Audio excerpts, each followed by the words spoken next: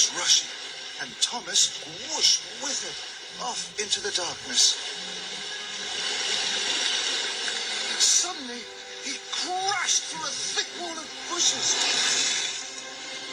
He flew across a ravine and hit the ground with a bump. Thomas slid down a hill. Trees and rocks were everywhere. Help! Thomas cried. At last, Thomas slithered to a stop at the bottom of the hill. He was stuck. Thomas saw he had landed next to an old track. But how am I going to get onto it? He cried. Thomas could do nothing but wait and hope. Stanley had looked everywhere. He couldn't find Thomas. Soon he would have to go back to work at Great Waterton. Thomas was thinking about Great Waterton. He thought about the tower, and the moment Stanley's freight car smashed into it, and the tower tumbled down. I wish I hadn't made Stanley pull all those freight cars. I didn't like him doing my jobs, and now look where I am. I'm a very silly engine, he puffed sadly. Thomas wished he was back with his friends.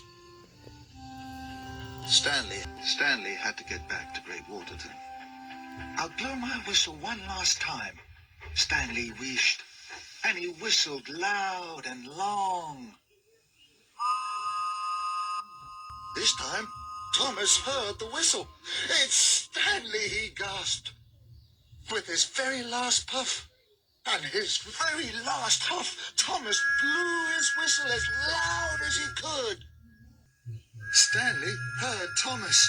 Quickly, he reversed back to the branch line.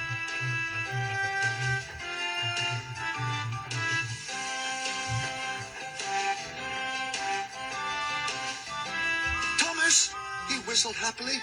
Is that you? Thomas had run out of puff. He couldn't whistle again. He could only wait. Then Thomas saw Stanley chuffing around the bend. Stanley, he cried, I'm very happy to see you. Thomas, whistled Stanley, where have you been? Did you run away? No, tooted Thomas sadly. I was trying to be a really useful engine. Then Thomas told Stanley all about his adventure in the mine.